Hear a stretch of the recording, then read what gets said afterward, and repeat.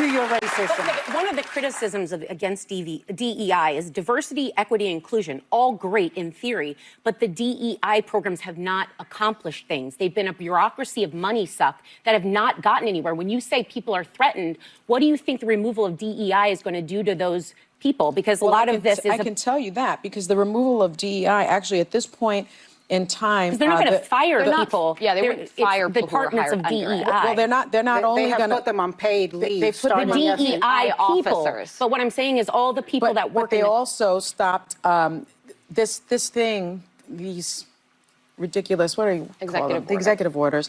What they are doing is also eliminating the protections for discrimination in awarding government contracts. And to be clear, that is going to hurt women. That is going to hurt. But I believe in the spirit of this, which is DEI has action that supports it. University of Michigan, $85 million in a 5-year DEI plan. The Black Student Union said $85 million was spent, and yet Black students' experience on campus has hardly improved, and enrollment has gone down. So that's one example of saying that Law School, the it's not just a criticism of diversity. It's a criticism of the programs being effective. And the one thing I will say that is, as we push DEI, that's not what I'm reading. But the point here is that I would also say this all started in colleges and the turning over of affirmative action. I would ask that they immediately address legacy admissions as well.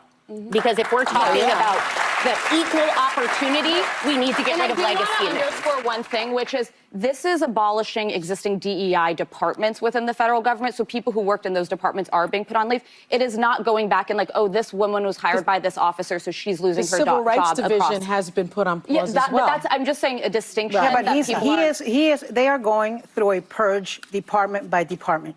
They are finding out, you know, who might be doing. I mean, they've been asking people in the different federal departments to basically snitch on each other. Yes. You know, who's a liberal, who's a Biden supporter, who's into equity, and they have been, you know, they have been purging those people, which they told us they were going to do. What's one of the first things he did? That's not 1965. That's 1935. He fired the commandant, the first woman commandant of the Coast Guard. He did that on day one. Okay. A woman, not because she was unqualified. We got to go. Because he wanted to. We'll be right back.